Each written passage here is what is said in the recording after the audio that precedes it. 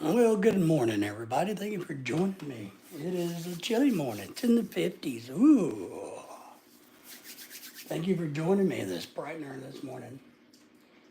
If you're going to catch this on the replay, make sure you give us a little bit of time to get started, get people fired up and excited, and give us a thumbs up, hit the subscribe button, the alert bell, all of that good things. So, getting a little work done this morning, trying to clean up my desk a little because it looks kind of crappy, is all I'm doing. I hope this morning is finding you doing very well.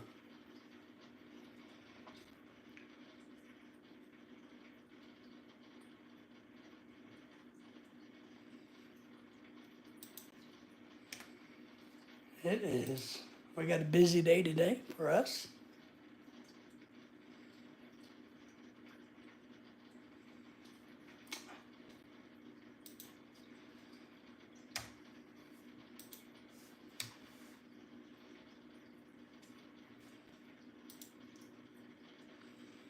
Very busy day going on, but that's all right.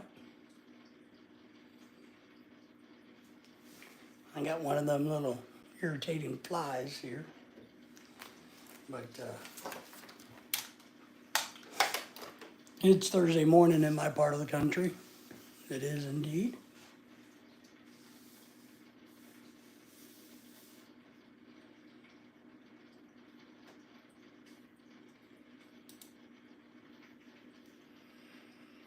Gotta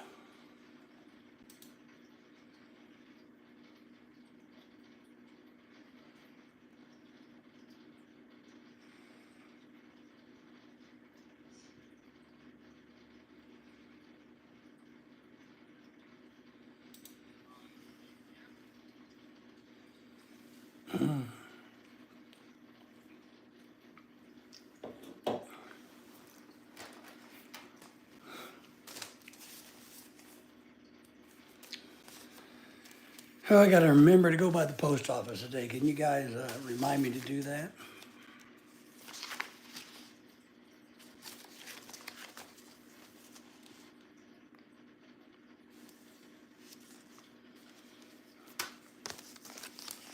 We get a lot of junk mail in this part of the country.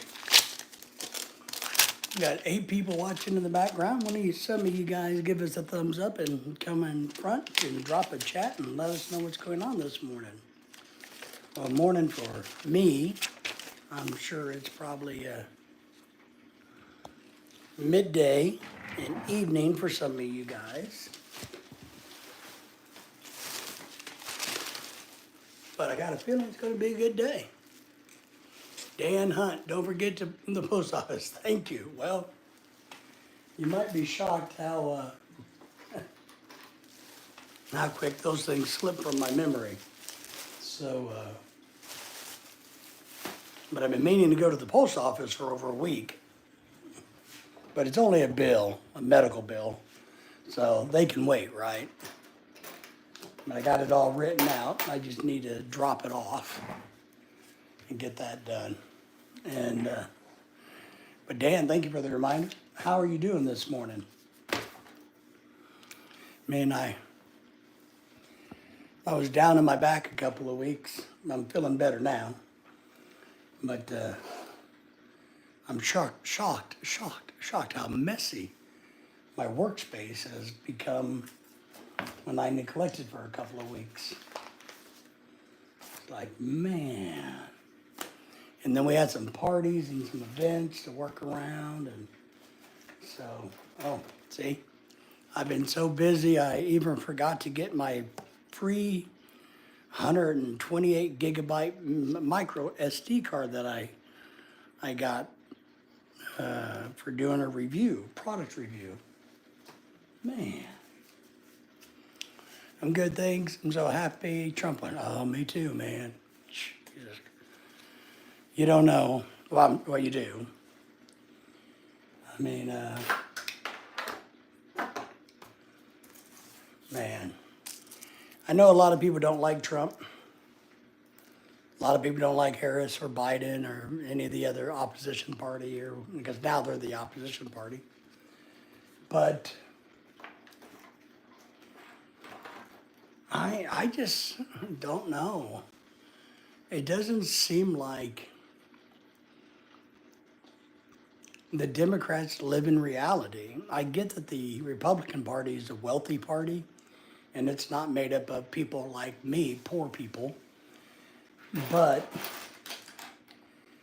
I just don't know. It seems like the Democrats don't live in reality, or they don't live in our streets or our houses or our neighborhoods or something, you know. I just don't know. I know we got 8 people watching. You guys give us a thumbs up who's watching us. Drop us a chat. It's the only way YouTube will let me be on the air. Only way. YouTube says, man, that live stream is getting chats, so we would tell other people they were here.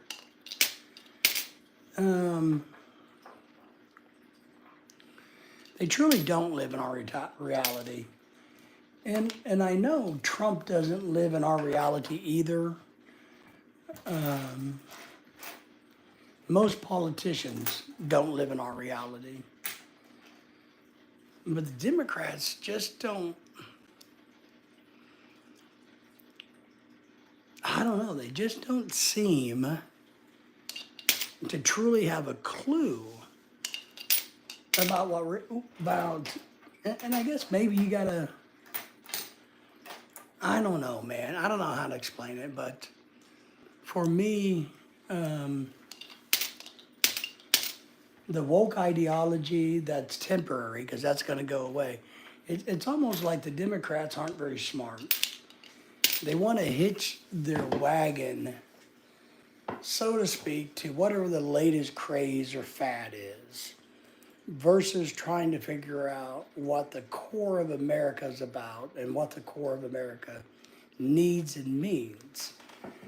That's kind of what I think. I could be wrong. So I was like, it's also, to me, it seems like whatever to make them feel good. It's more of a feel good thing versus the reality. Now, we all want to feel good, right? But most people that I know would rather feel good about the cost of living, housing, affordable gas, food to eat, enjoying, the lives that they've worked for, than they would having a pat on the back and go, I know you're poor and you're living under the bridge and you're living on food stamps, but gee, let's feel good about that. I think we ought to encourage people to be successful in the world. Encourage people to take pride in themselves, to take pride in what they do, to build people up and not tear people down. I don't think it's appropriate. Maybe that's just the way I grew up with my grandparents. Being, oh gosh, got to choose my words, but being a nobody or somebody who's just not contributing to society, I think is something my older generation would tell me as a kid, that you need to contribute to society. And I think for a lot of us, 5 people watching, thank you guys. Please let me know who's all here. Give us a thumbs up and a shout out. But I don't know when it's kind of become a bad word to be a functioning member of society. When does it become bad to have a job and to work and to pay your bills and to raise a family? To do all those things, when is that a bad thing? And it kind of seems like the last few years or last so that people that have, it's like the like it's almost like we are the people that have are expected to give to the people that don't want to work for the have. They just want to have. So you got a segment of society that wants, but they don't want to put the effort in to get it. They would prefer the people who have just to give it to them. And that's a bad way.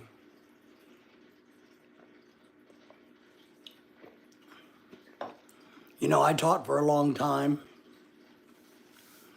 and we'd see this as some students would come in. Yes, I agree. Also, Trump is passionate about the country, which is a weird thing. It is. I don't think the Democrats are passionate about the country. I think they're passionate about their woke ideology or this substance program or, this or that, but not as the country as a whole. I don't think they see the country and the big picture as a whole country. I think they break it up and they see it as little bitty segments. And one thing I believe, if you can't see the whole problem, then you can't fix it. Yes, within a problem, there's going to be lots of small little problems that can be solved. It's just a mathematical equation, right? You take a big old mathematical equation, and there's a bunch of little pieces in that equation that you can solve, but you can't get the whole picture done unless you solve all the small stuff. But you got to look at the whole before you can know what to do. Almost like the order of operations in mathematics. You got to look and go, okay, here's the entire equation. Now let me start figuring out what has to be done within the walls of that equation so I can get it done. But I think the bigger problem, or one of the problems, is we have all the people that they look at somebody and go, well, they have cars, they have money, they have a house. You should give it to me. But why? Well, because I am. That's all. Because I want to believe that there's 27 different types of human beings, 27 different sexes, or that I should have the right to call myself a goat, or a dog, or a bird, which is fine. But they haven't earned, I guess a lot of us old people, and I consider myself old, maybe just haven't earned, I feel like people should have to earn the right to bitch and complain. And maybe I haven't earned it either, but I definitely have paid enough in taxes. So, but I think a lot of us think people ought to earn things, right? So,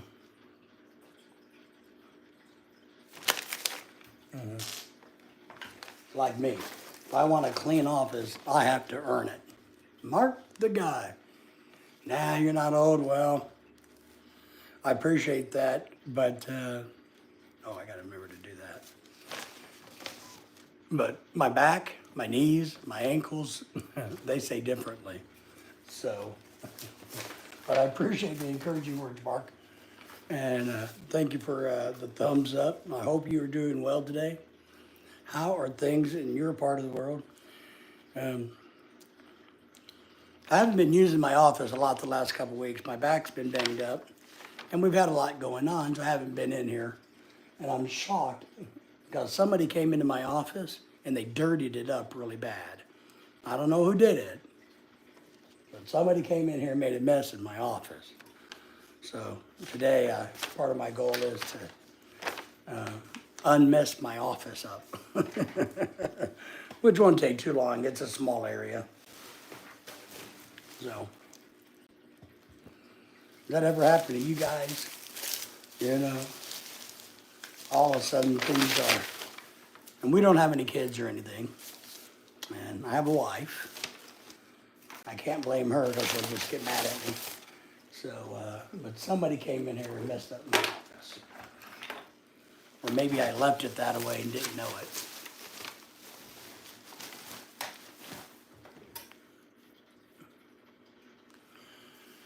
Dan is asking, do you run your own business? No, I'm currently I'm permanently retired. But I used to run my own consulting business, and I taught college for 25 years. So Flamingo Business is in the house. Flamingo, how are you? Thank you for catching us this morning. How is the night shift treating you? Are you getting adjusted to the night shift?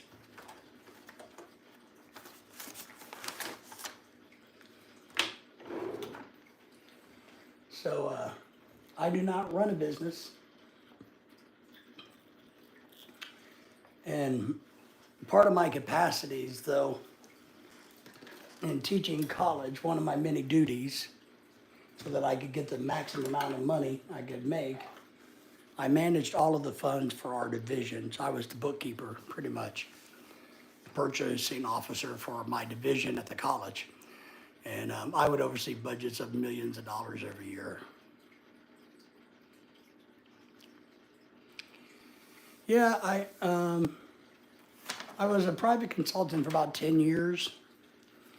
I did a lot of environmental consulting, worked with a lot of corporations, a lot of private individuals. Nothing,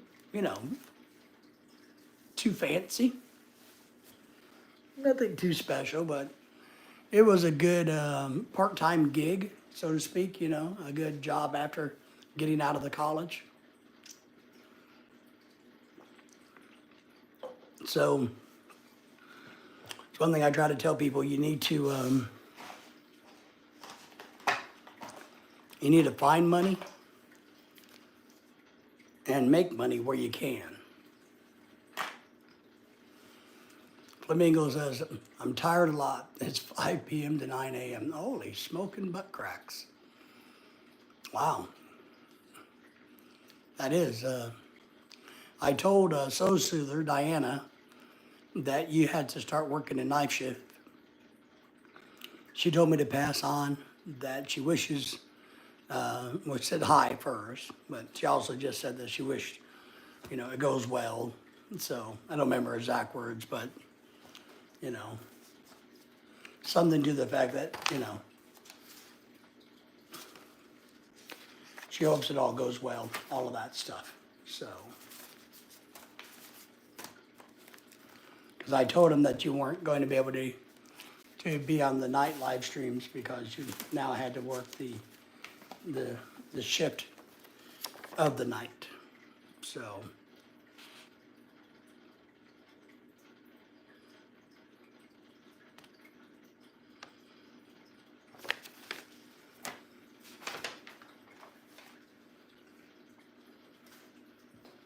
got some canned air somewhere.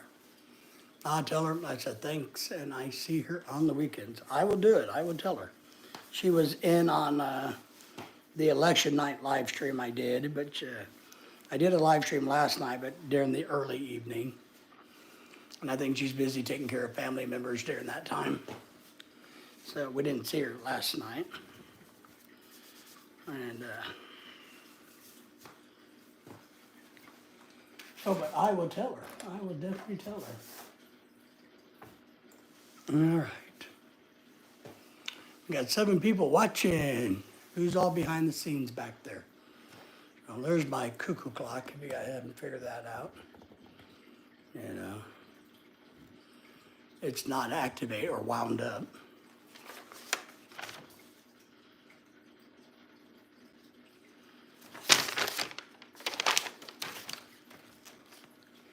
Today I got to take our dog to the vet. It's,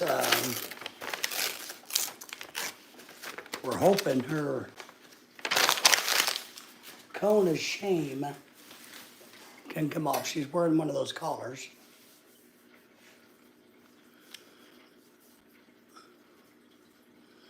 Because she has a scratched cornea. So,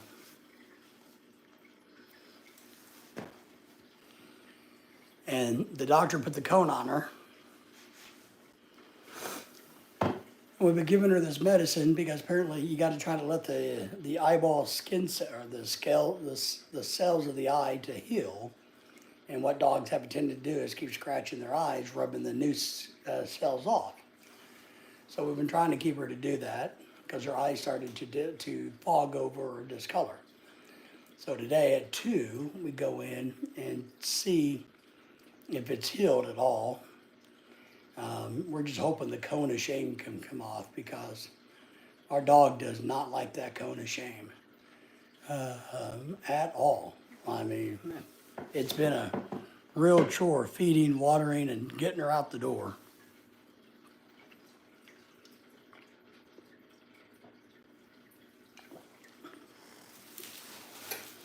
She's not a happy camper. We're in the cone of shame.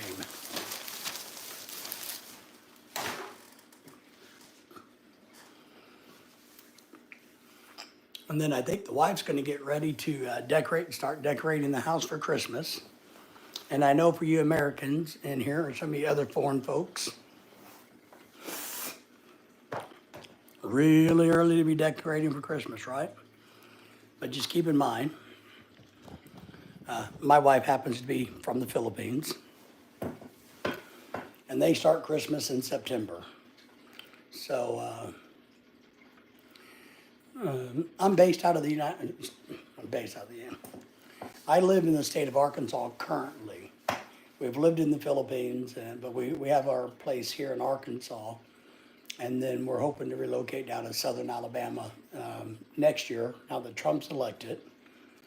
We would put it off this year because of interest rates. So we're hoping those rates will start diving in the spring pretty quickly. And people get excited about the economy. And we live in a very busy part of Arkansas, very fast growing. So our housing market's very good here, but even though it's very good here, you know, it's slowed down here because of the interest rates. So I would prefer to sell my house in a feeding frenzy market. I fear for the country. Don't fear for us. The country's fine. I mean, one thing we all know is no matter whose leadership it is, it's going to be over. It is a very nice part of the country. It's a little cold for me, to be honest. I'm old, you know. I would like to go live in warmer weather. I hate the cold weather. But it's a nice part of the country. I don't know if you've ever been here. I can tell you a lot about it, man. It's a good retirement part. Not where I exactly live because it's too expensive. But Arkansas, southern Missouri, is a really nice part of the country. Joe and Jenny's Journey is in the house. Good morning, Dave, y'all in the chat. Joe doesn't live that far from me, actually, up in the great state of Missouri. So he's very familiar with this part of the country, too. Well, there's a lot that goes on in this part. We live in the northwest quadrant of Arkansas, which is the home of the University of Arkansas, the home of the Razorbacks, Tyson Foods, J.B. Hunt, Walmart, dozens and dozens of other big-time companies. So we have big lakes here, trout fishing, tourist cities. Oh my God, there's just so much. Music festivals, you name it, just like everywhere else. You have everything you could ever want here. A lot of shopping. We have a Cabela's and, you know, all of those things that a lot of people like. A lot of fancy restaurants and crap like that. For us old people, it's getting a little too busy, a little too pricey.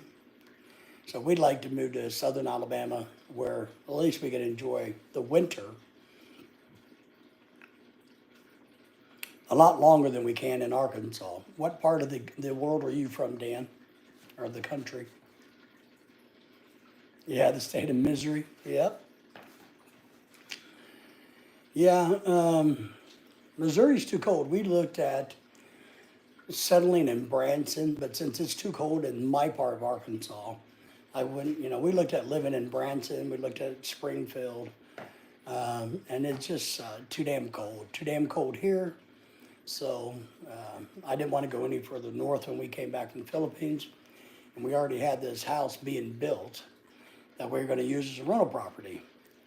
So we just came back to this particular house. But now that hopefully the interest rates will go down, we can get out of here next year and make some money. Yeah, Newark, New Jersey. Oh, my dad was born in New Jersey, and I took him back there, when he was still alive many years ago, and to the Garden State. I took him back to New Jersey. First time he'd been back in about 50 years. And we went there in the summer, luckily. But I could imagine how cold New Jersey would be during the winter because of the closeness and proximity to water and the winds. Man, I could feel it just being a cold, cold place. So I wouldn't want to live there. Sorry, We looked really hard at Myrtle Beach, South Carolina. We fell in love with Myrtle Beach, South Carolina, except for the fact it's too cold during the winter. They get those winds off the ocean, and it's in the same parallel as Arkansas. So it can freeze and get cold and be miserable. And so we didn't want to do that. We've looked at Texas a lot.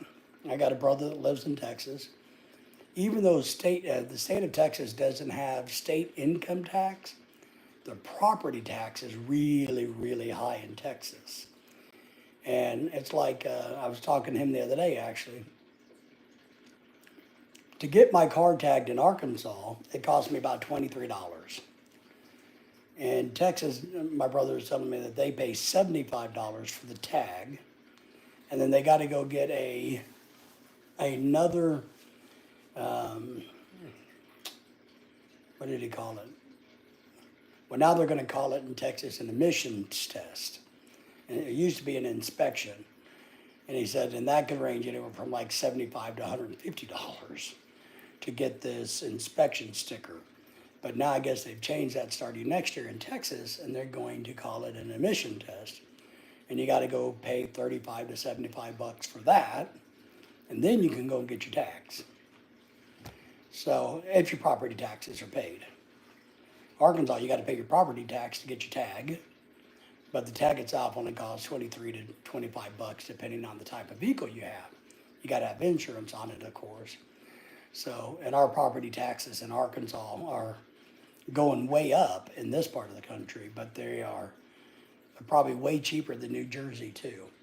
So, and they're definitely way, way, way cheaper, way cheaper. We would prefer to live in Florida, but the carrying cost of home ownership is too much in Florida.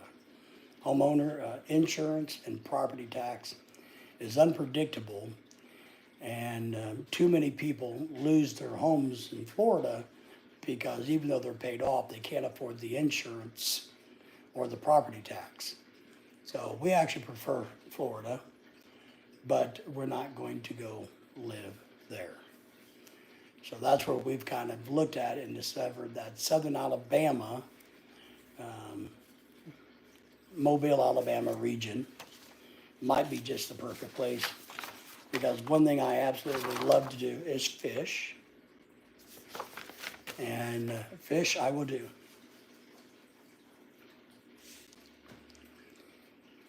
And we've looked at Mississippi. Mississippi Gulf Coast is not bad. It's definitely cheaper than Alabama even, and Arkansas. It's not bad, but it wasn't exciting for us. Yes, Florida is very nice, I agree, and it's very expensive to live there. It really is. And we love Florida. We've been there lots and stayed there for months at a time. And man, we really love Florida. We feel at home in Florida, but the money is just not there. It's not worth the money, I guess. Because part of my big plan, as a lot of you folks know, is I have one big financial goal. My wife is younger than I. And she's taken really good care of me through death. And I've died 4 times, had a coma. She works hard, takes great care of me. So there's a really good chance that she's going to outlive me by many, many, many years. So my only priority financially is to make sure that she never has to worry about money again. And one of the ways I can do that is to make sure we have a house that's completely paid for in a carrying cost environment like Southern Alabama, where she could afford the taxes and the insurance and the utilities, so that she never has to worry about being homeless or where she's going to get the mortgage from. And I think Southern Alabama, and I don't know, I haven't found any other places besides Mississippi, where, well, I guess you could do it in Louisiana, but Louisiana's a big old swamp. So I'm not a big fan of swampland Louisiana. So, and we feel at home in Alabama. We love Alabama. We love the panhandle of Florida, and Alabama's the exact same thing as the panhandle of Florida. Same food, same culture, same vibe. So, and if anybody's new to my channel, if you would, please subscribe. If you haven't done that, let me throw that out there real quick.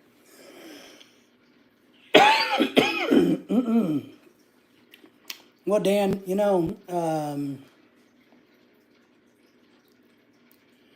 I don't see it as a nice gesture. I see it as the right thing to do. And I will tell you, and I know kind of what you mean, because I've talked to a lot of men that don't feel the same way. A lot of men go, well, unless they got kids, then they might be worried about their kids. We don't have kids. We have dogs. But I've talked to a lot of men who don't feel that way, that are not worried about what happens to their wife after they pass away. I know a lot of guys I've talked to said, why are you worried about it? You should just get a job or get married, or, she'll figure it out. Who cares? And I'm like, well, I care. But and part of it is because I just think it's the right thing to do. I mean, we've been married 10 years already, survived death many times, been up and down many roads in 10 years. Why, if you like the person or love the person well enough to marry them, why wouldn't you want to set them up for success? And so I don't understand why a lot of men I talk to go, I wouldn't do that. I'm like, yeah, but I'm not you. So I think it's important that down the road, she's taken care of. It's like I was talking to somebody the other night. The other day, Christmas is coming up.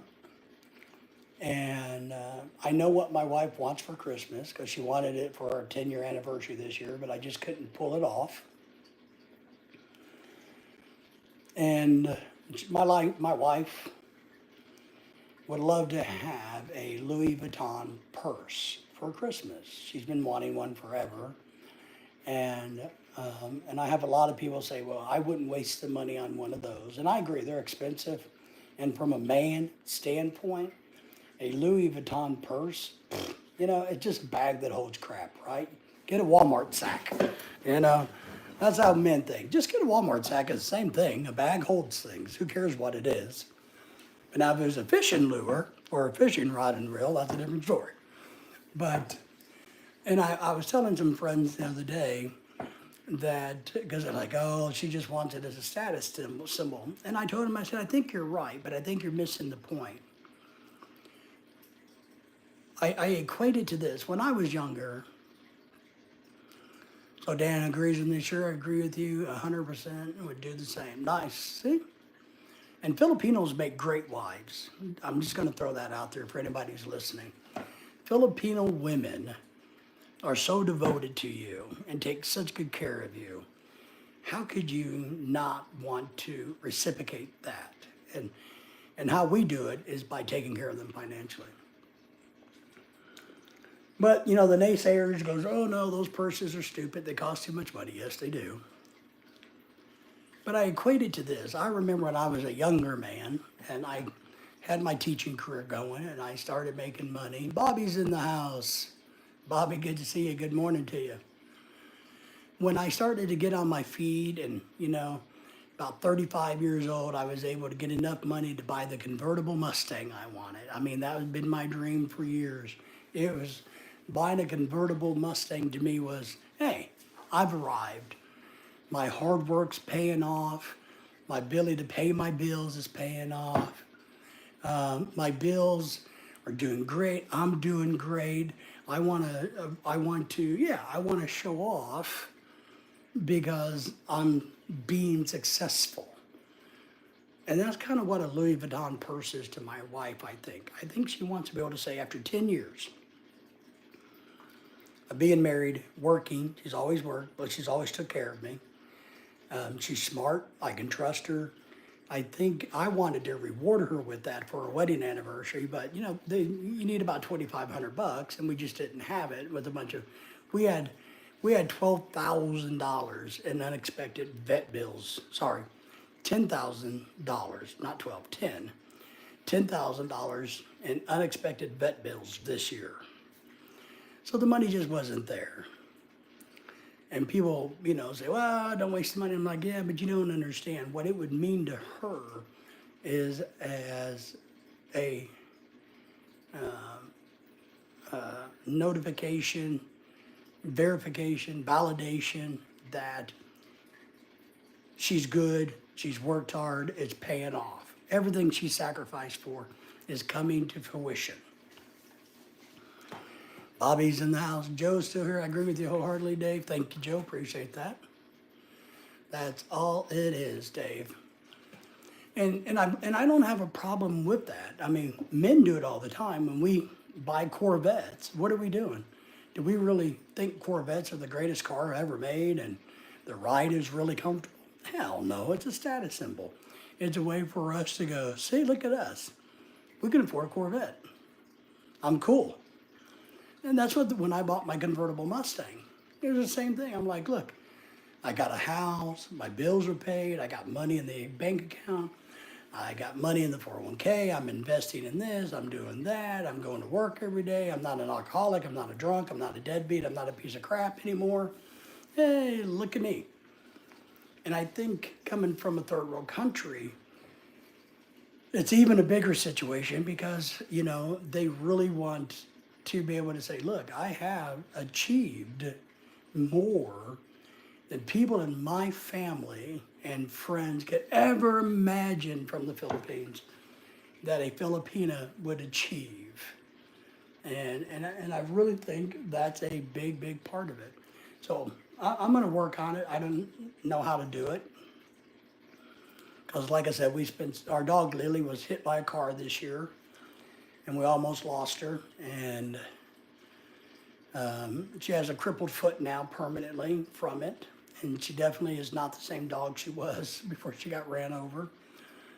So and I'm happy to do it. I would spend more money taking care of her if I needed to. And then our black dog Daisy, she was just diagnosed with heart failure, so that we spent $1,000 last week alone on medical bills for dogs.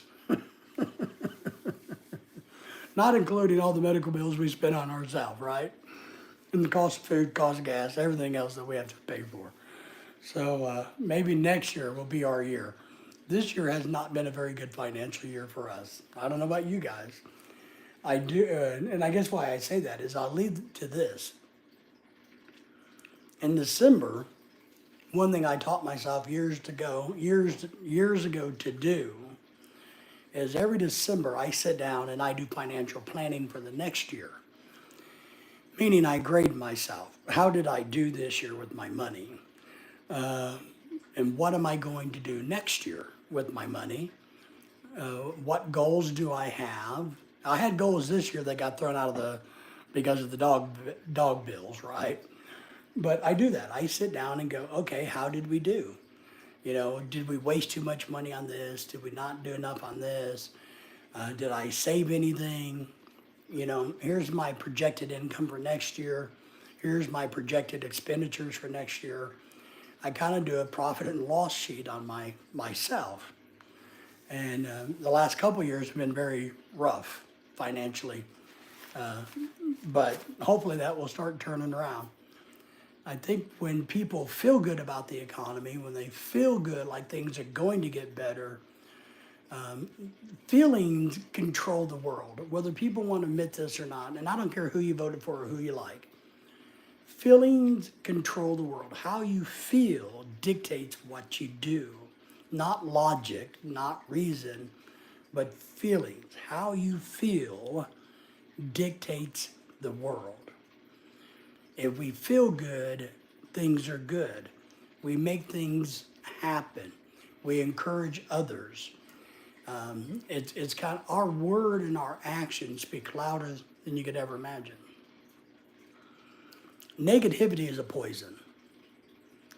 The biggest poison in the world is hate, anger, and negativity. And it's easy to spread. You can spread the poison of negativity quicker and easier than you could ever imagine.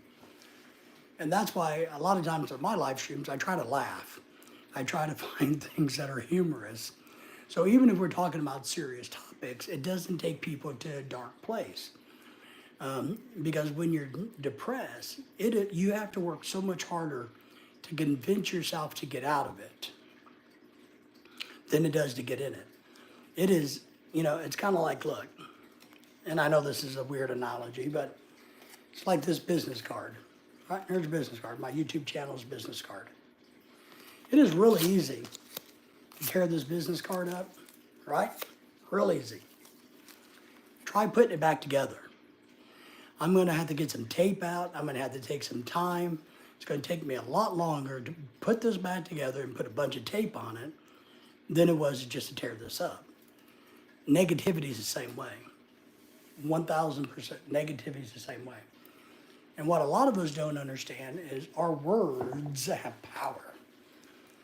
Words are powerful. And whether they're said to you or you say them to your spouse or your wife or your kids or the guy at Walmart, hi, how are you? Not good. Damn rice is $80,000 a gallon, Oh my God, it is. And so the negativity spreads easily. When I taught college, I was always surprised to hear students talk about other teachers because, they don't usually say bad things in front of us. They'll talk about teachers, but about in front of us, but not, how it is. And I'm always funny to hear how that mentality works.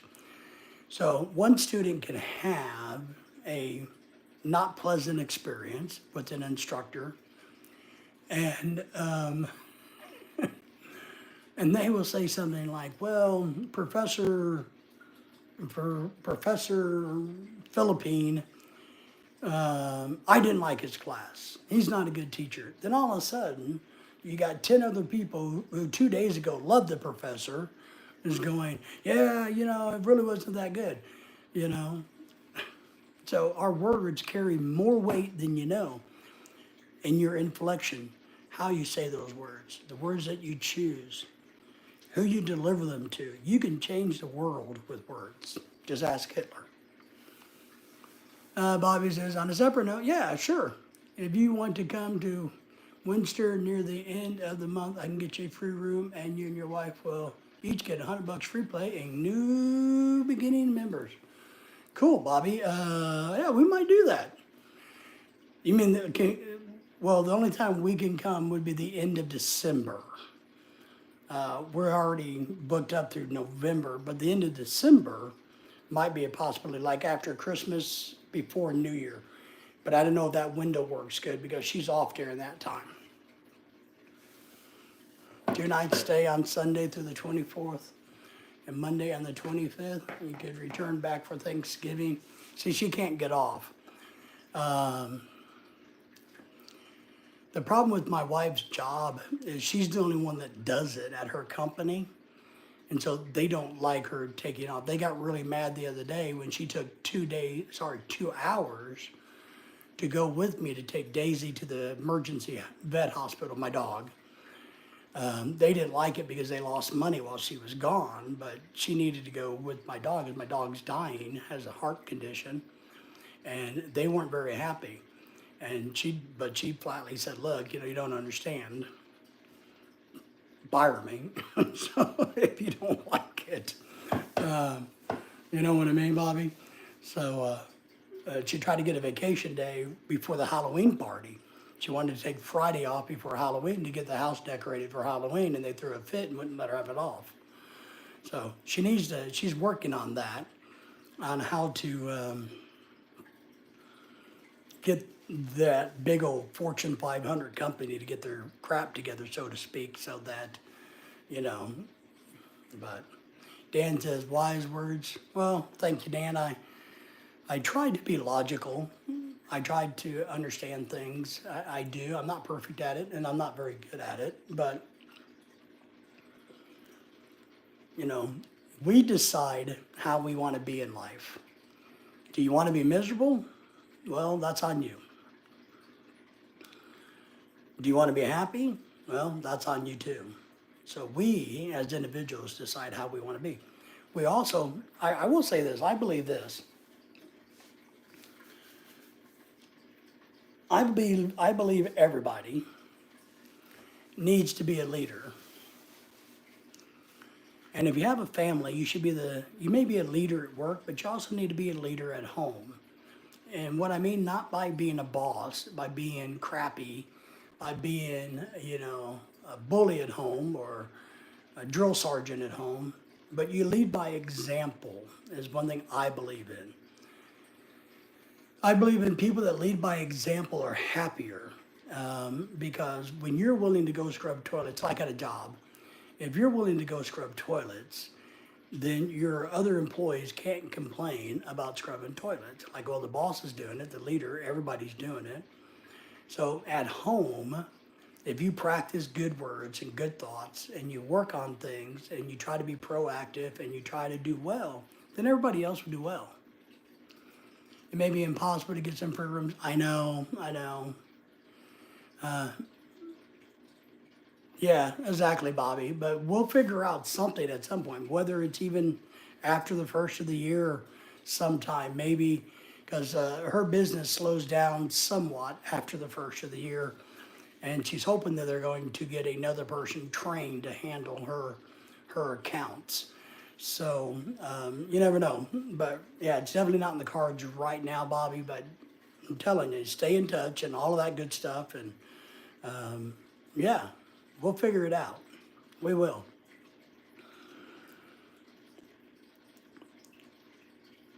But all you got to do is lead by example in your family and your world. You know, don't come home and be a miserable cuss.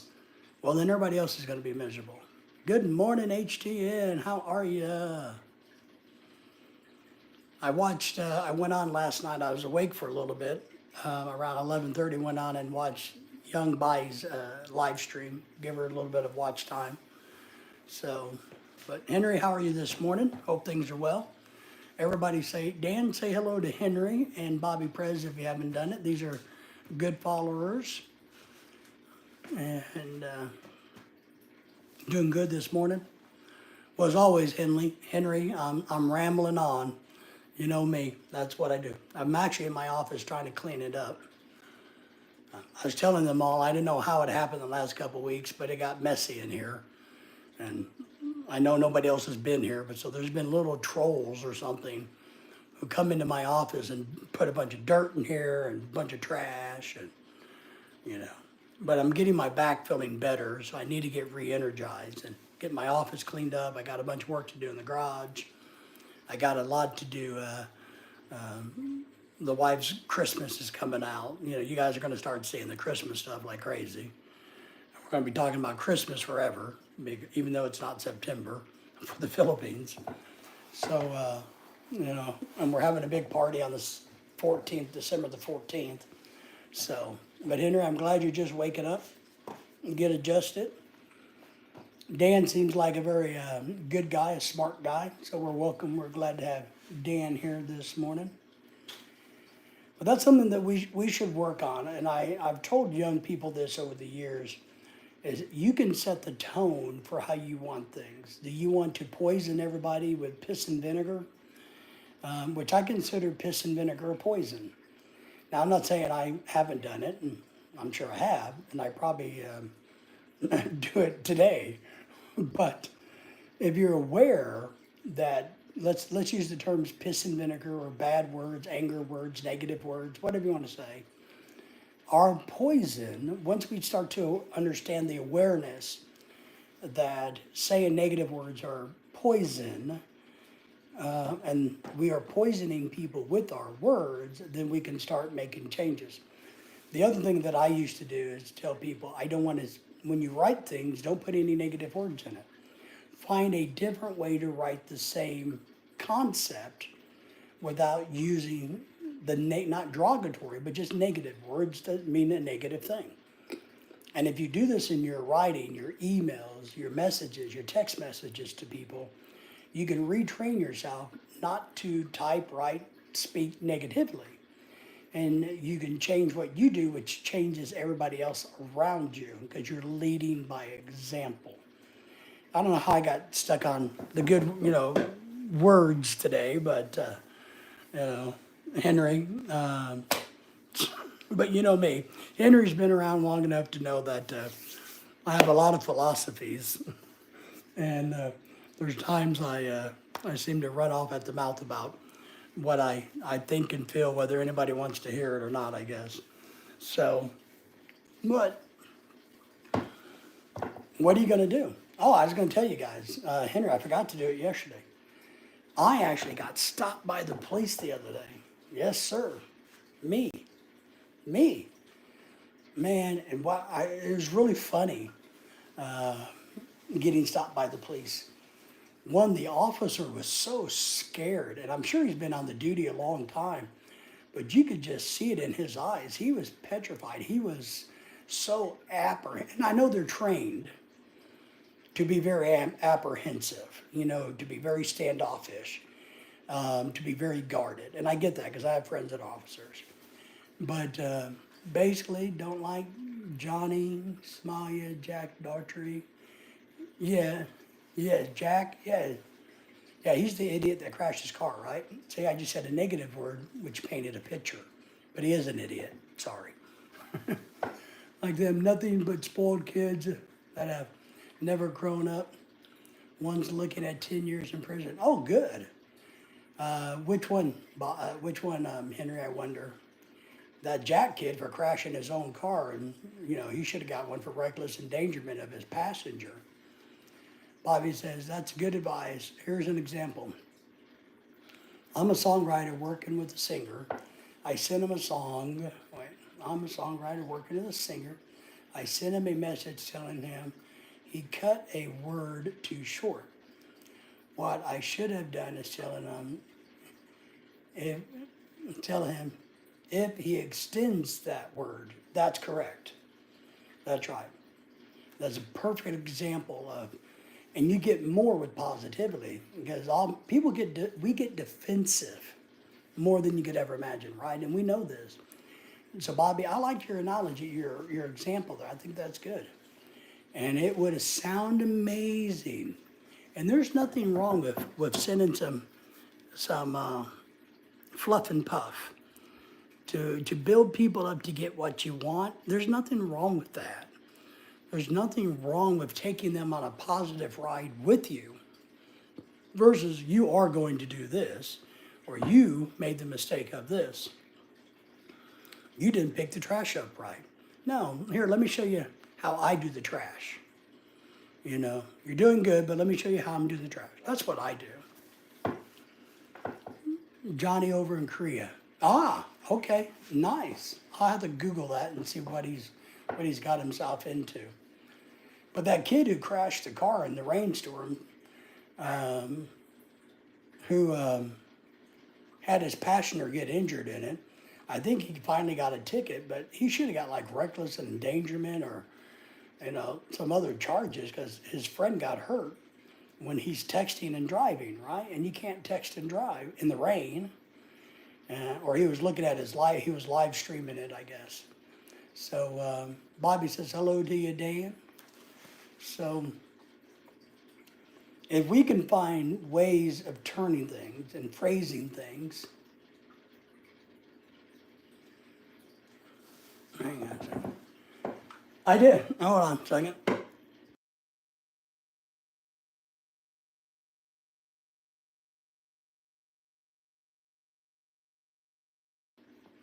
My wife sent me a message asking if I gave the dog her medicine this morning. So I had to yell at her because I can't type on the phone. That yes, I gave the dog the medicine this morning. I did. And I gave the other one the eye drop this morning. I took them both out to pee this morning. So the dogs are just fine. They just want belly rubs. So it's not for him yet. He still has court and for his reckless driving. Yeah. And that's where the arrogance come in. And arrogance is a bad thing. I think confidence is a good thing. Arrogance is a bad thing. And a lot of these young... All right. I'm going to let you look out the window. I got to go tell my wife that I got the food done. I'll be right back, literally 30 seconds. So just hang on, guys.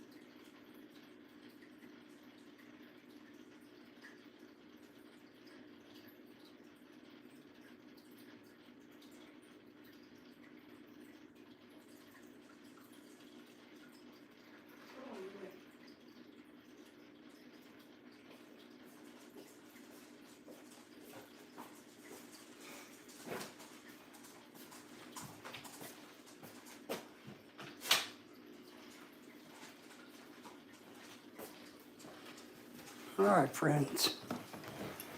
I am back.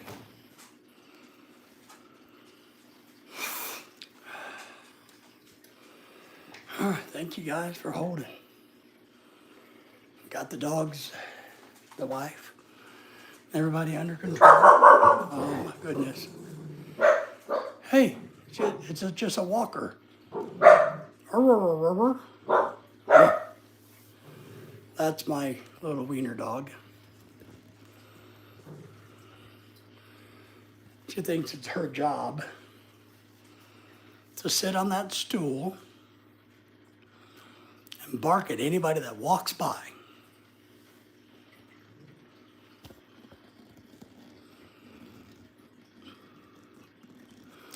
Whether they're on the left side or the right side of the street, she thinks it's her job. Guard dog at work, that's it. They're vicious guard dogs at that. And let me tell you, whew, you know. Yeah, we have two wiener dogs. The black one is that one. She's a long hair. She's the one who we just discovered last week is in heart failure. So we're trying to keep her calm. Lily, the red one, is the one that was aggravating my wife. Lily, our red one, she's a traditional red short hair. She has the cone of shame on. And she's way more energetic. Way more energetic. What's the temperature? Is the temperature right? Is it up outside?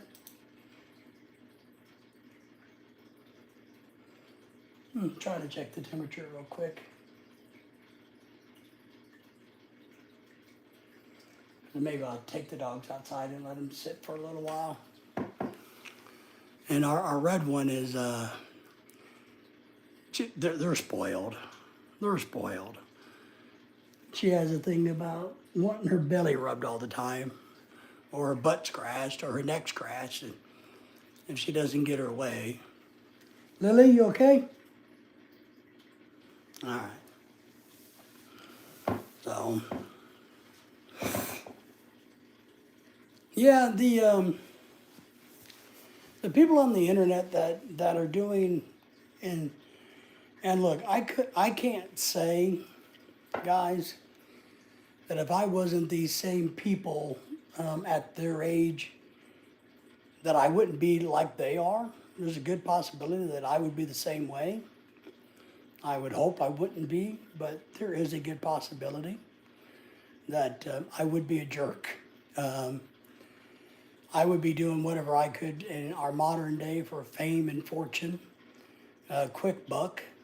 Um, I think a lot of them raised in the modern technology age see it as a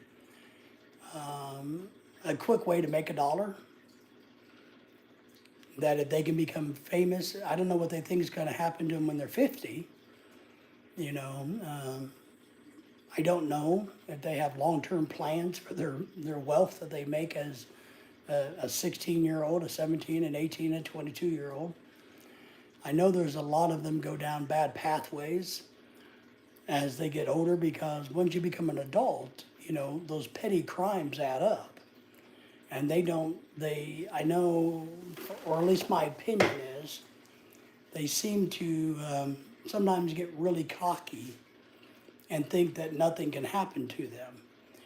And then, of course, they wind up being in a car accident that kills somebody and they go to prison because of their negligence, or something bad happens and they kind of go, well, I don't understand. You know, I'm famous, I'm a YouTuber, I did this, I did that, you know, I have all this money. Well, at some point in time, money doesn't get you out of everything. Because not everybody can be bought off with money. And that's just kind of the way it is. I feel sorry for that these young people, but it's also like college athletes. We got to feel sorry for a lot of the college athletes that go through the same thing. Their heads are pumped up so big about how great they are so that others can take advantage of them or benefit from them, right? And then, you know, a year or two after college, their college career is over and they have no money, they're out of work, or if they go to the NFL or the NBA, you know, if they don't have one of those 20-year careers, which is far and few between, the young people don't know how to live as adults. And I will say this is one thing I say a lot. I think these young people in America today that are doing the whole woke society thing, where they want to believe that there's more than two genders, where they want to have all of these different, and it's okay to have. I don't care what you think. You can think that dogs are really humans. Okay, fine. You could think that there's 9 different types of women. I don't care. You can think anything you want. The problem comes in when you demand that others think the way that you think, and how dare them not think the way you think. That's the problem we get into. Henry says, well, there's a joke for fun, but these jokes go too far. One of these people are going to be getting hated for it now. Yeah. Well, and I don't think you can do that. And that's what poison is. Your actions are poison too. You know, there's a YouTuber that was out in California that went around teasing homeless people. He would buy food at McDonald's or Burger King or whatever, and then say, oh, would you like to have this? And look like he was going to give it to them. And then he would eat it in front of them, and then he would throw the garbage at them. He did a bunch of other things, and he wound up in jail, thank God. There's another YouTuber out west who went around bullying people with rocks. You know, it's like I saw a couple of videos where there would be like a couple sitting on a picnic table in a park, and he would walk up and stand there and look at him with a big rock, you know, and act like he was going to throw this rock at him. Well, he finally, you know, people had enough, and that was terroristic threatening, and that didn't work out too well for him. And then there was the idiot YouTuber in Vegas, I think it was, who went around bullying people in mall, and he's lucky he only got shot and lived. And he was in the mall with the one of the delivery drivers, like a Grab food driver, and he started to push up and bully this smaller guy who was just trying to deliver food or pick food up to go deliver, whichever it may have been.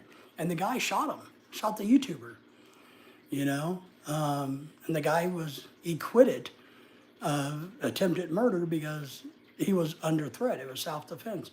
He got convicted of carrying a firearm in a mall. That's what they convicted the guy who shot, but the YouTuber got shot. But then he came out afterwards and said, "Well, I'm still going to do this," you know. And I think his dad or who backed him up and said, "Yeah, my son has the right to be an asshole." You know, I think he stopped because I think somebody else pulled him aside and said, "You don't understand. You know, somebody's going to put a bullet in your head. You can't keep walking up on people and bullying them. You can't do it." So, Pat is here. Good morning. Good morning to you. Thank you for being here. Let me go out here. I'm going to take you guys with me. We're going to go out this way, check on my dogs, and see if they want to go back out.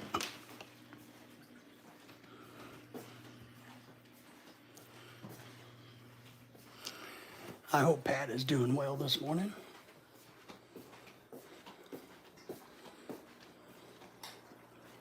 All right, girl.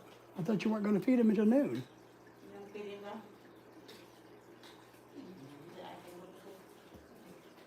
My wife spoils the dogs.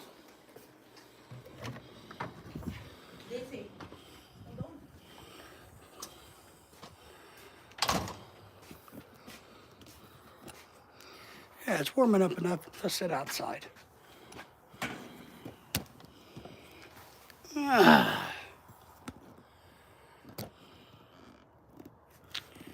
Good morning to you. Extremely wild was a kid, but never disrespected anybody or damaged anything. Yeah, I think there's a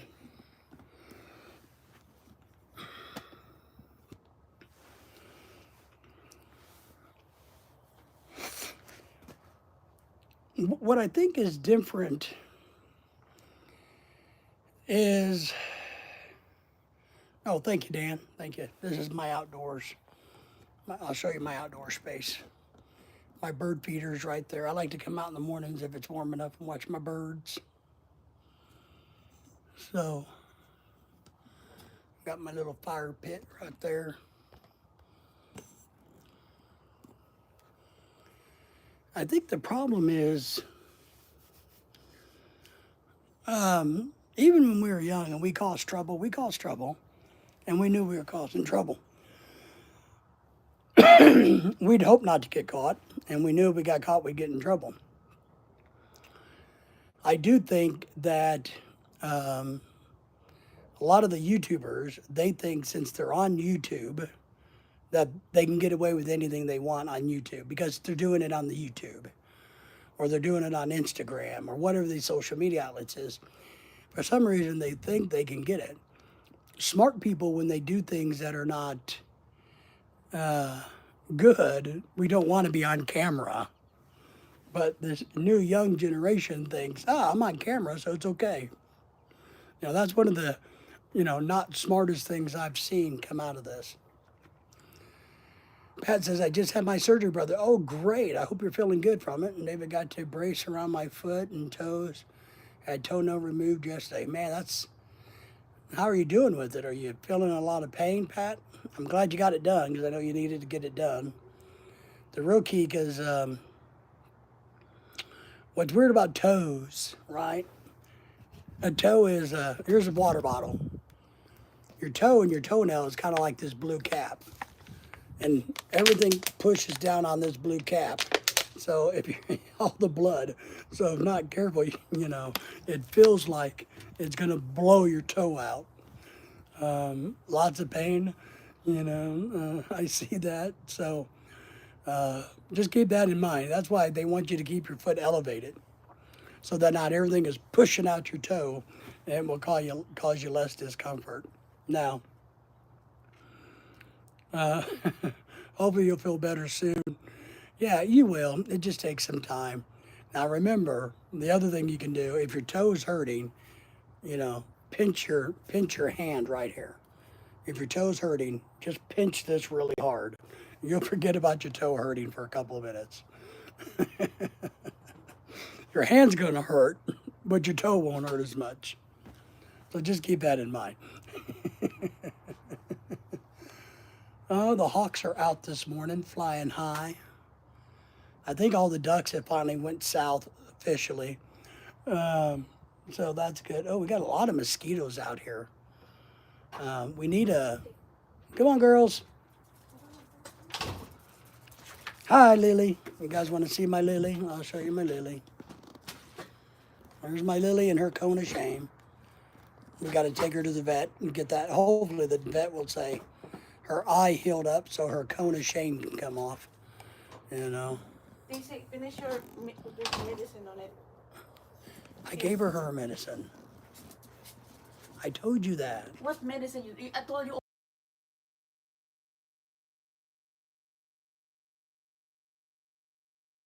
You finish it. Hold on. Don't piss me off now. Go somewhere. Oh, Lily. Go eat. No, eat that one. They say. Lily's not wanting to eat her medicine this morning. Lily's like, I know, Poo Poo, or Daisy Dog, the black one, the heart failure. She's like, I know that's medicine. You can't fool me. By putting cheese and gravy and chicken on it, doesn't make it not medicine. I'm giving it to Lily. Oh, Lily, good girl. Lily, Daisy is a good girl. I know. Lily, the red dog, will literally eat anything. Such a good girl. Oh my So, goodness. bug zapper works. Oh, Henry. We're not going to bug zap the dogs. Here. You're freaking picky. Daisy, our black one, is very picky eater. You know, Right here. she's kind of like my wife, who's very picky. I'm the good one in the family. And, but Daisy needs to take heart medicine now. But she's smart. They're smart dogs. They know that they're getting. Lily could care less what it tastes like. Lily will eat it. Which one is that? Oh, hi. Young girls. Well, if it's colder, you're gonna get inside. So, all right, you girls, did you eat your medicines? Right here. Let me show you. And now Daisy's like, yes, there's Lily. And that's Poo Poo. That's the two dogs. Go smell each other's butt. Yep, you still got your butt. It still stinks. Yep.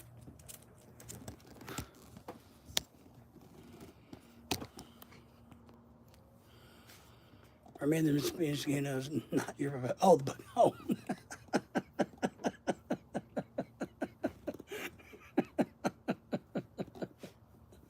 Oh, Henry. Oh, my God. Yeah, well, there's a mosquito right there. You want to see it? Look, you know, it's about 12 feet tall. Let me get the camera around here. I'll zoom in. And we don't have any standing water, but it's got cold last night, so I'm hoping they start to kill off dead. So, we'll have to see.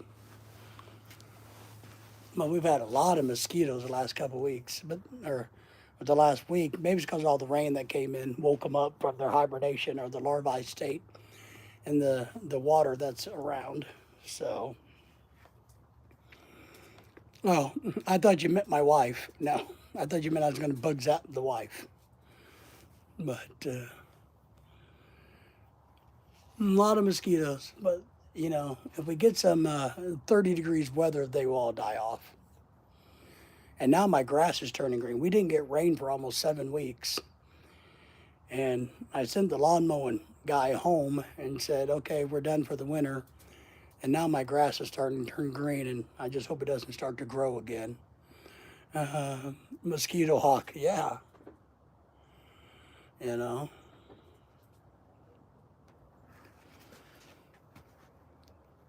Because I don't want to have to mow the yard again. It's already December, or no, November.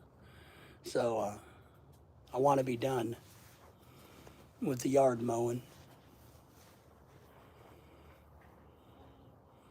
So if I sit out here, the dogs like it. They will spend more time outdoors. They'll walk around, they'll go to the bathroom, and they'll calm down.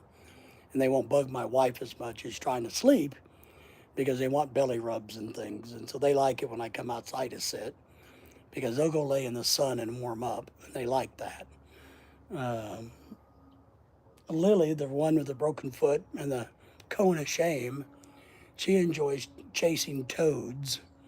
But I got to keep her away from the toads because when she catches the toads, they secrete, and that causes the dog's mouths to foam up. And it's like, one of these days she's going to learn. But I've been saying that for 7.5 years, and she still hasn't learned.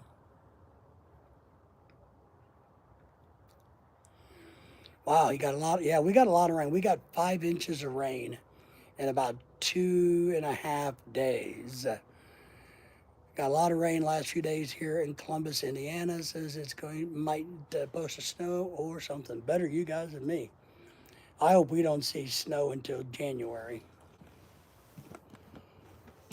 unless it's like Christmas Day or something. Oh. All right, poo poo. I got to pick my dog up.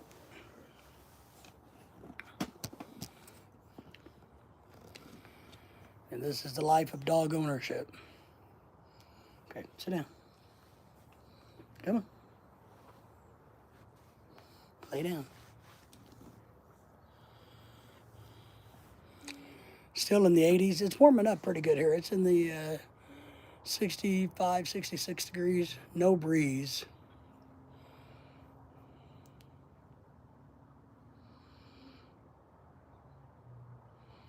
Checking the dog's heart rate.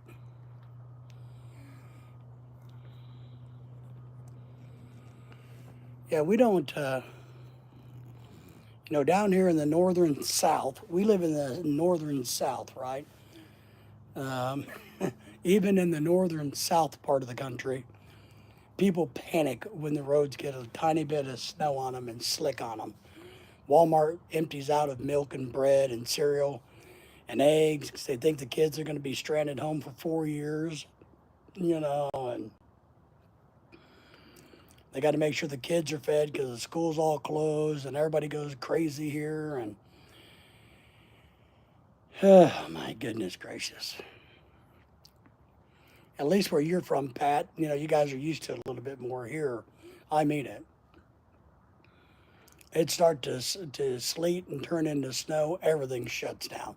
Banks go home, hospitals close, even the vets close. I mean, everybody just packs up and goes home. Like, oh no, we're scared. We're scared. We don't want to be caught in the bad weather. So, yes, I hate the cold weather. I hate it tremendously. And I look very, very, very much forward to, I enjoyed the weather in the Philippines. A lot of people complain about how hot and humid it is. But the weather was my favorite thing about the Philippines. I like the heat. I breathe better. I have a lung condition. I breathe better in the heat than I do anywhere. I feel better. My joints feel better. So that's why we like the Gulf Coast very much, because at least, like Henry's saying, it's still 80 degrees where he is. So at least you get a much shorter winter than you do compared to here. You should see how people act when it snows here down there in Mississippi. Yeah, I know. I'll be going back to the Philippines soon. Good. Make sure your toes completely healed up. Yeah, we do the same here, Henry. I mean, it's crazy. I enjoyed it when I taught at the college because we're a state school, right? And so anytime any of the public schools around us would shut down, we would shut down and we still got paid. So I liked that. But that was one of the problems we had living in the Philippines. I had ankle reconstruction surgery, and I didn't anticipate that it was going to take years for it to heal. So one of our biggest problems that I had in the Philippines is my ankle was still recovering. And the Philippines is a bad place if you have bad feet or knees. A lot of walking, a lot of very uneven terrains. You know, it's just not a very conducive place for handicapped people. You know, so just, but we don't have any intentions of going back to the Philippines until 2027. I think is when we're going to go back for a visit. We enjoy America, and here's one of the things that when people ask me all the time, well, don't you miss the Philippines? I do. There's a lot of things I miss about the Philippines, a lot of things I did not miss about the Philippines. But once you've been to the Philippines, you've been to the Philippines, right? What I do kind of like about America, a big country like America, is you got the Gulf Coast, you got the East Coast, you got the West Coast, you got the Rocky Mountains, you got the Appalachian Mountains, you got the Grand Canyon, you got the desert, you got so many different environmental um, places to see that is so different from the Philippines. Is all the same. It's all the same. No matter where you're at in the Philippines, it's all the same. I've had 5 shots yesterday in the foot, toes. Doctor says something nerve ending in the bone. That doesn't sound very good. That doesn't sound good. I grew up driving in the snow and ice, but people think it's a good idea to drive fast in the rain and can't drive at all in the snow. I know, Henry. It's yeah. I grew up driving in the. I mean, it never bothered me, but when I was growing up, we're from Illinois originally, so when I was a little kid, my dad drove truck, and so he drove in the bad weather all the time. And so I guess one thing I learned from him, which wasn't much, was that you can drive in this if you drive right. And so even as an 18, 20, 22, 20, I drove in the bad weather. It didn't bother me. I had to go to work, so I did it. And you learn how to do it calmly and slowly, and you take your time. You can do anything. But around here, people don't. They get in a frenzy. Oh my goodness, it's snowing. We got to get to Walmart and buy all the cereal because our kids are going to be stuck home for one day, but they're going to eat 50 pounds of cereal. You know, what do you mean they're going to eat 50 pounds of cereal? How's that possible? You know, we got to get 20 gallons of milk. Why? You only got one kid. You know, so that's kind of what happened. It's weird. And then they get all a big old frenzy. But so for us, part of why we decided we wanted to go ahead and retire back in the United States was my health was a big issue, medically wise. And then, of course, Lorelei's health. Her family has health issues, and she's had family members her age die in the Philippines over simple things. And she knows that she can get the treatment she wants here in America. And that's important. So that's what we're doing. But that doesn't mean that we won't go back to the Philippines, but we do want to travel the world a lot more. It's kind of like it is harder to travel the world from the Philippines than it is from the United States. We can catch a plane and go almost anywhere here. We can catch a cruise ship and go almost anywhere and see things and do things. In the Philippines, you're kind of limited. You know, the hot spots are Taiwan and, you know, and Malaysia is kinds of sea. So you gotta, I don't know. You used to have to ride motorcycles in the snow and the ice. Yes, I rode a little bit when I was younger. When my car was broken, I had a motorcycle. It wasn't a great one, and I've ridden in sub-freezing weather and hated it here in Arkansas during the winter to get to work. You know, I rode in weather that I wouldn't be caught dead in these days. And man, it was not pleasant.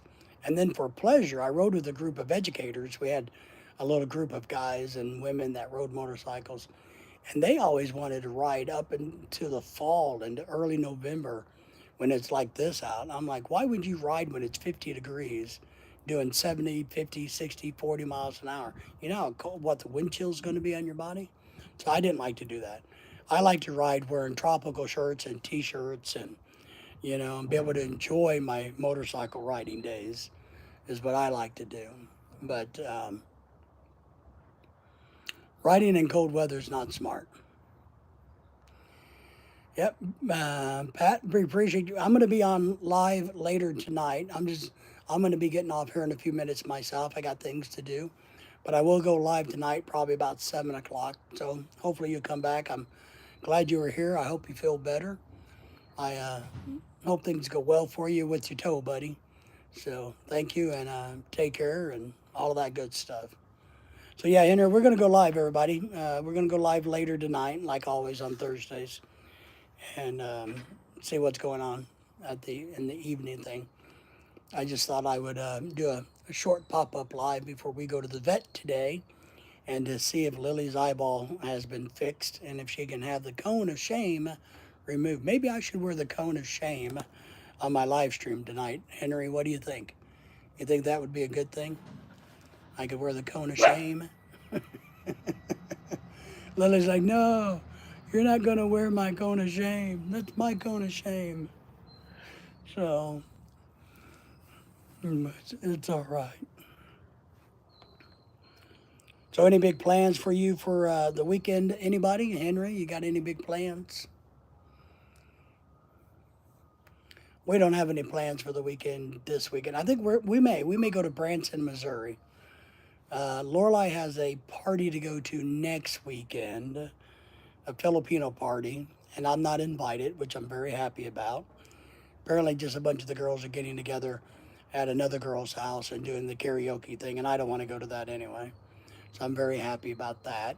But this weekend, we may try to go to like Branson and Eureka and go sightseeing the tree. She wants to see if there's any leaves still on the trees. And we may run up to Branson and stuff like that. You think the cone might work? Not yet. I'm not sure when I can find something to get into. I know it. It's not too hard to do. It's not too hard to do. To find, I find it pretty easy to find stuff to get into. I don't get bored too much. You know, I know a lot of people tell me, man, I am so bored. You know, I don't know what you're bored about, but I always seem to have stuff to do or that I can do. So we may run up to Branson, Missouri, and maybe go eat somewhere up there and just take a trip. We may go down to the Buffalo River and maybe try to eat at the Hanging Cliff Cafe again. So one of those two trips. If I go to Branson, I'll spend less money because Lorelai will want to go shopping at the outlet mall. If I go down to the Buffalo River where the elk are and the Hanging Cliff restaurant, we probably won't spend as much money. So, yes, all depends on the weather. If it's all good, I'll go fishing. Well, and Henry, and you know my opinion, I love to fish. And I can't wait to be down like in Alabama where you're at and be able to take my phone and take you guys fishing with me. That's how you met us when we were down in Mississippi. You know, I got a great passion to grow my channel, and I would love to be able to take you guys a whole lot more fishing along with everything else we do. So that's a big motive. Give me a good excuse. Oh, I need to go live, so let me go fish. And I can fish while we talk. See, I could be fishing right now. If I lived on the water, we could sit like this and I could fish and catch. I could do 2 things at one time, 3 things. I could pet my dog, I could go fishing, and I can talk to all of you guys, right? See how great that is? Ace Ventura is in the house. Hello, host. Thank you for being here, Ace. I hope you are doing well today. Thank you for being here. How are things in your part of the world?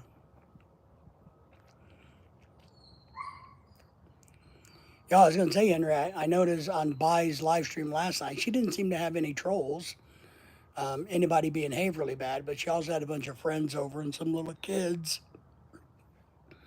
So maybe trolls were behaving a little bit better on her channel. So we echo your sentiment.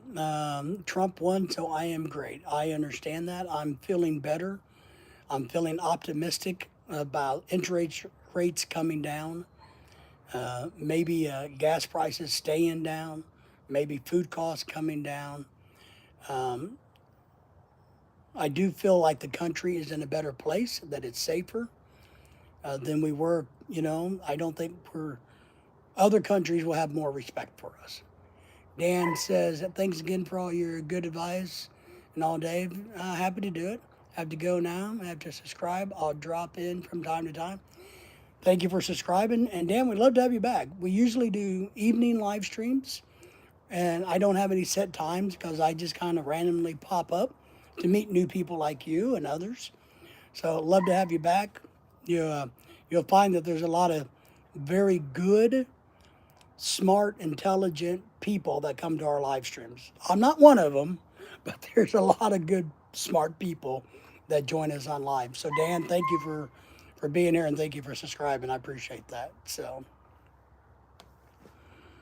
I think most of us, except for the woke media and I saw a bunch of people crying on the internet, and that's one thing that blows my mind. And I'll say this: you got a lot of people boo-hooing and crying about how horrible it's going to be, and how mad and upset they are, and how this is all this thing or that thing or that thing, and they want to bitch and complain. And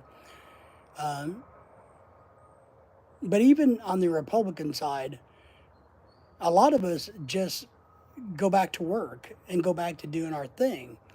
We're not going to spend, but then again, I don't know, I hate to be negative. It's just like so many people can't see the forest through the trees. That's great, and thanks. Looking forward to it. All right, buddy, take care. Like all these people protesting. What I want to do sometimes, and I know this is bad, but I would like for a journalist who finds this group of people that are so upset about things, I want them to walk up to them and say, "Hi, what's your name? Do you have a job?" Because I don't think a lot of them have jobs because they choose to. It's kind of like you're complaining about all of this, but have you thought about getting a job so you can make your own money?